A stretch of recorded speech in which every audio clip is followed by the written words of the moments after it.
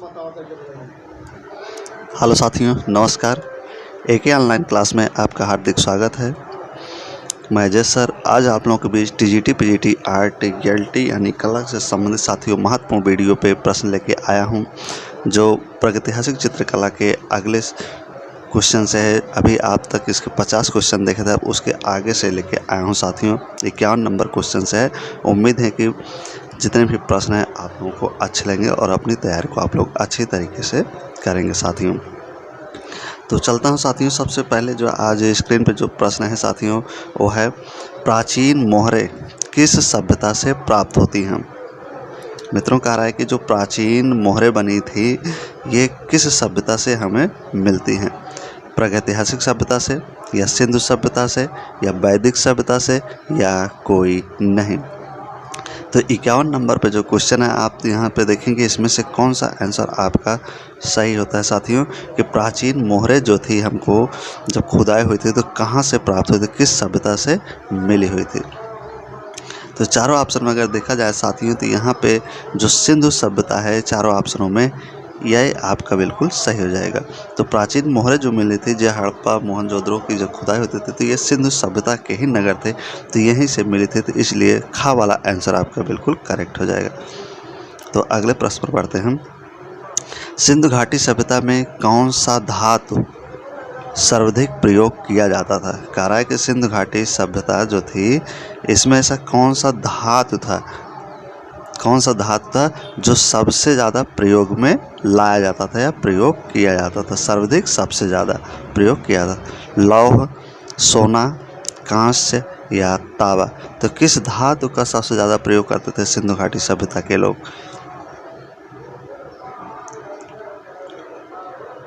ना। तो 52 number question में देखिए, इंपॉर्टेंट प्रश्न है और वो अच्छे मज़ेदार प्रश्न है साथियों। तो यहाँ पे जो आपका होगा, सिंधु घाटी सभ्यता के जो लोग थे सबसे ज़्यादा प्रयोग जिस धातु का करते थे वो तांबा धातु थी। क्या थी मित्रों? तांबा धातु। यहाँ पे घा वाला आंसर आपका करेक्ट हो जाएगा। अगले प्रश्न पर चलते हैं। सिंधु घाटी के लोग पूजा करते थे। करेक्ट, जो सिंधु घाटी के लोग थे वो पूजा किसकी करते थे। पूजा की बात आ रही है। सिंधु घाटी सभ्यता के लोग पूजा किसकी करते थे। इंद्र व अरुण की, विष्णु व ब्रह्मा की, पशुपत की, या शनि भगवान की। तो किसकी पूजा करते थे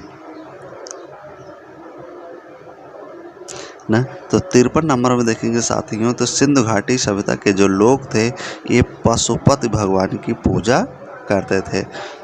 तो यहाँ पे गा वाला आंसर आपका करेक्ट हो जाएगा। अगला है सिंधु घाटी पशुपति शिलों पर, शिल मीन्स मोहर, सिंधु घाटी पशुपति शिलों पर कौन सा पशु उपस्थित नहीं है। कह रहा है कि जो सिंधु घाटी सभ्यता से जो मोहर मिली थी साथियों, उस मोहर पे एक ऐसा कौन सा पशु है जिसका चित्र नहीं बना हुआ है। तो हाथी का नहीं बना हुआ है, या शेर का, या बाघ का, या गैंडा का। तो किसका चित्र नहीं बना हुआ था साथियों।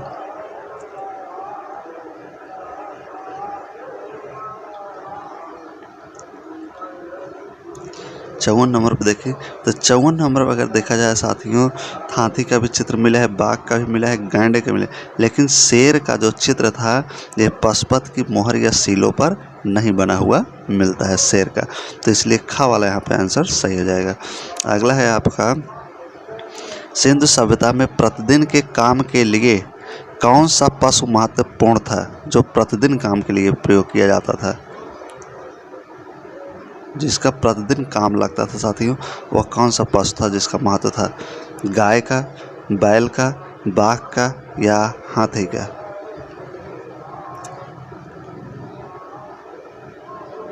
ना तो 55 नंबर पे देखेंगे, तो यहाँ पे जो बैल होगा, बैल का ही सबसे ज़्यादा प्रयोग सिंधु सभ्यता में रोज़ाना के लिए किया जाता था, प्रतिदिन के लिए किया जाता था बैल का प्रयोग, जुताई उताई के लिए या बोझा ढोने के लिए। अगला है मोहनजोदड़ो से प्राप्त नर्तक धड़, मोहनजोदड़ो से प्राप्त मिला हुआ नर्तक धड़ किससे निर्मित है। निर्मित किस चीज़ से बना हुआ है। कांस्य से, तांबा से, पीतल से, या टेराकोटा से ना। तो नर्तक धड़ की जो पूछ रहे हैं, मूर्ति जो मिली है किस चीज़ से बना हुआ मिला है। तो 56 नंबर देखेंगे तो 56 नंबर का जो क्वेश्चन होगा साथी यहाँ पे वो हो जाएगा आपका टेराकोटा से। ये मिट्टी होती थी टेराकोटा, उसी से बना होता नर्तक धड़ मोहनजोदड़ो का। धड़ मतलब आधा शरीर ऊपर का हिस्सा। अगला है पुरातात्विक स्थल धौलावीरा कहाँ स्थित है। यानी जो पुरातात्विक स्थल है धौलावीरा ये कहाँ पे है।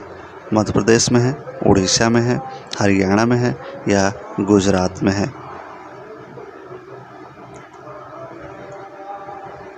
तो 57 नंबर क्वेश्चन देखेंगे साथियों।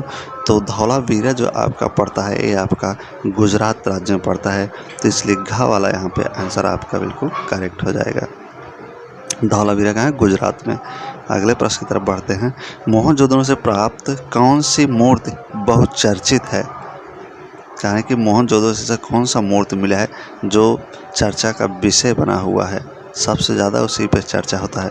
तो भैंसा, वृषभ, तवंगी नर्तकी युवती या हाथी ना। तो यहाँ चारों ऑप्शन में देखिए साथियों, तो कमेंट करके आप जरूर बताएंगे आपका कितने में से कितना क्वेश्चन सही कर पाते हैं आप लोग ना। तो यहाँ पे गा वाला आंसर आपका बिल्कुल करेक्ट हो जाएगा। तवंगी नर्तकी युवती जो मिली थी यह सबसे ज़्यादा चर्चा का विषय बना हुआ था। अगला है नाव का उत्कीर्ण चित्र। किसका, नाव का उत्कीर्ण चित्र कहाँ से मिला हुआ है। नौका कहाँ से इसका चित्र मिला, हड़प्पा से, मोहनजोदड़ो से, हड़प्पा से या चनहुदड़ो से। तो नाव का उत्कीर्ण चित्र कहाँ से मिला था साथियों। तो 59 नंबर पे देखेंगे तो 59 नंबर पे जो आपका नाव का चित्र जो मिला हुआ है साथियों ये मोहनजोदड़ो से ही मिला हुआ है। तो यहाँ पे खा वाला आंसर आपका बिल्कुल करेक्ट हो जाएगा। अगले चलते हैं अगले प्रश्न पर। काले रंग के पत्थर की पुरुष नर्तक प्रतिमा, काले रंग के पत्थर की पुरुष नर्तक प्रतिमा का धड़ कहाँ से प्राप्त हुआ है। लोथल, मोहनजोदड़ो, हड़प्पा या चनहुदड़ो से। तो 60 नंबर पे देखेंगे। 60 नंबर पे जो आपका क्वेश्चन है साथियों तो गा हो जाएगा। हड़प्पा से मिला था पुरुष नर्तक प्रतिमा का धड़ जो काले रंग से बना हुआ है पत्थर पे। अगला है सिंधु सभ्यता में चित्रकला के अवशेष प्राप्त होते हैं। कारक सिंधु सभ्यता में जो चित्रकला के अवशेष हैं प्राप्त होते हैं मकानों पर, मोहरों पर, मिट्टी के बर्तनों पर, औजारों और हथियारों पर। तो 61 नंबर पे देखें चित्रकला के अवशेष कहाँ से प्राप्त होते हैं, कैसे, मकानों पर या कहाँ से कैसे। तो यहाँ पे देखिए जो अच्छा क्वेश्चन है सिंधु सभ्यता वाला, तो ये जो गा होगा अगर देखा जाए चित्रकला के जो अवशेष सबसे पहले दिखाई दिए थे सिंधु सभ्यता में तो मिट्टी के बर्तनों पर ही चित्रकारी द्वारा मिले हुए देखने को मिलते थे, जो लाल काले रंग से चित्रकारी की जाती थी मिट्टी के बर्तनों पर, इसलिए गा यहाँ सही हो जाएगा। अगला है हड़प्पा वासी थे। कह रहा है कि हड़प्पा वासी थे धार्मिक, धर्मनिरपेक्ष, आडंबरवादी या पुजारी ना। तो सिंपल से प्रश्न देखने में है साथियों। तो ये हड़प्पा वासी जो थे ये धार्मिक थे। क्या थे साथियों, धार्मिक थे। इसलिए माता देवी पशुपति ये सब की पूजा करते थे। अगला है सिंधु कालीन मोहरें प्रयोग में आती थी। जो सिंधु काल की जो मोहरें थी किस लिए प्रयोग में आती थी। मुद्रा, सिक्कों की भात, पैतृक धरोहर के रूप में या धार्मिक अनुष्ठान हेतु या देसी विदेशी व्यापार है। तो किसके लिए मुद्रा का प्रयोग सिक्के का किया जाता था साथियों ना। तो 63 नंबर का क्वेश्चन है। तो 63 नंबर में जो आपका होगा साथियों एक खा हो जाएगा सही। यहाँ पे पैतृक धरोहर के रूप में इसका प्रयोग किया जाता था सिंधु कालीन मोहरों का। तो खा वाला आंसर आपका सही हो जाएगा न। सिंधु कालीन जो मोहरें थी उनको पैतृक धरोहर के रूप में प्रयोग किया जाता था। अगला हड़प्पा कालीन मोहरें किस आकार की हैं न। पूछ रहा है कि हड़प्पा कालीन जो मोहरें हैं उनका आकार क्या है। 3.3 गुणे 3.3 सेंटीमीटर, 4.8 गुणे 4.8 सेंटीमीटर, 5.2 गुणे 5.2 सेंटीमीटर या 2.8 गुणे 2.8 सेंटीमीटर। तो 64 नंबर का क्वेश्चन है। तो इसमें देखिए इम्पॉर्टेंट प्रश्न है साथियों, हड़प्पा कालीन जो मोहरें थी उनका आकार पूछ रहा है, मोहरों का आकार कैसा था। तो यहाँ पे हो जाएगा 2.8 गुणे 2.8 सेंटीमीटर, मतलब वो वर्गाकार होता था, लंबाई चौड़ाई का सब बराबर होता था साथियों। तो घ वाला आंसर यहाँ पे आपका बिल्कुल करेक्ट हो जाएगा। अगला है हड़प्पा कालीन किस स्थल से संगमरमर का सबसे प्राचीन साइना बोर्ड प्राप्त होता है। कह रहा है कि हड़प्पा कालीन कौन सा स्थल है जहाँ संसार का सबसे प्राचीनतम साइन बोर्ड मिला है। लोथल, धौलावीरा, कालीबंगा या मोहनजोदड़ो। 65 नंबर पे देखेंगे तो 65 नंबर का जो क्वेश्चन होगा साथियों, अगर साइन बोर्ड मिला है तो सबसे ज़्यादा कहाँ मिला है संसार में प्राचीनतम हड़प्पा कालीन स्थल से, तो वो था आपका धौलावीरा से। कहाँ से मिला साथियों, धौलावीरा से। अगले प्रश्न पर चलते हैं, सिंधु सभ्यता का कितनी बार विनाश हुआ। तो कह रहा है कि सिंधु सभ्यता का कितनी बार विनाश हुआ है, तो 5 बार, 6 बार, 7 बार या 12 बार ना। तो सिंधु सभ्यता का जो विनाश हुआ था साथियों, अगर इसका देखा जाए तो 6 बार। कितनी बार साथियों, 66 नंबर क्वेश्चन पे देखना है तो 7 बार, इसलिए सप्त सैंधव नाम इसका पड़ा है। तो 7 बार ही सिंधु सभ्यता का विनाश हुआ था, इसलिए सप्त सैंधव भी कहा जाता है। तो 7 बार यह नगर जो था ध्वस्त हुआ था, वो सिर्फ बना फिर बिगड़ा फिर बना फिर ध्वस्त हुआ। तो इस प्रकार से 7 बार। तो ग वाला आंसर यहाँ पे सही हो जाएगा। अगला है आपका, भारत की सबसे प्राचीन सभ्यता थी। भारत की सबसे प्राचीन सभ्यता कौन सी सभ्यता मानी जाती है। प्रस्तर युग, सिंधु घाटी, वैदिक युग या मौर्य युग। तो 67 नंबर में साथियों जो भारत की सबसे प्राचीन सभ्यता मानी जाती है वो सिंधु घाटी की सभ्यता मानी जाती है।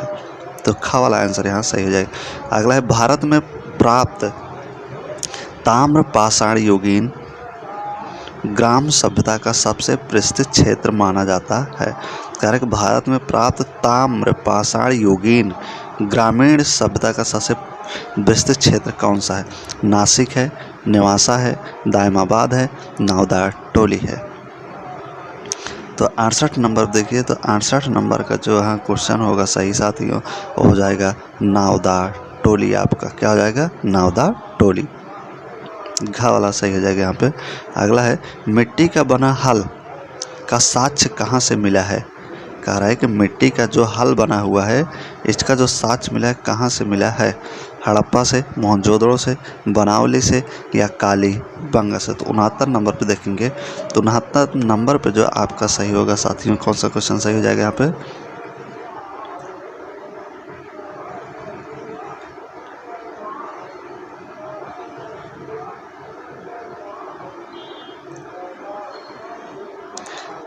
ना, तो 69 नंबर पर जो आपका सही होगा साथियों इग्गा हो जाएगा। बना मिट्टी का जो बना हुआ हल मिला था साथियों, ये कहाँ मिला था, बनावली से।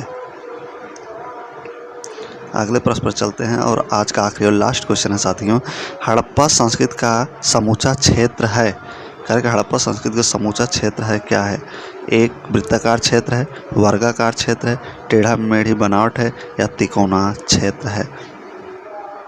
तो 70 नंबर पर अगर देखें हड़प्पा संस्कृति का जो समूचा क्षेत्र माना जाता है वो त्रिभुजाकार माना जाता है साथियों। तो इसलिए तिकोना क्षेत्र यहाँ पे आपका सबसे सही आंसर हो जाएगा साथियों। तो ये रहे साथियों आज के इम्पॉर्टेंट महत्वपूर्ण क्वेश्चन। उम्मीद है कि आप लोगों को अच्छे लगे होंगे और आप लोगों की तैयारी भी एक ऑनलाइन क्लास के साथ अच्छी चल रही होगी साथियों। तो चलते साथियों, जब तक नेक्स्ट वीडियो आप लोगों के बीच लेके आएंगे तब तक के लिए आप लोगों से निवेदन है, आग्रह है कि जो वीडियो को सब्सक्राइब नहीं किया सब्सक्राइब कर लें और चैनल को अधिक से अधिक मात्रा में शेयर करें साथियों, और लाइक और सब्सक्राइब जरूर करिए। तो बहुत बहुत धन्यवाद मित्रों वीडियो देखने के लिए।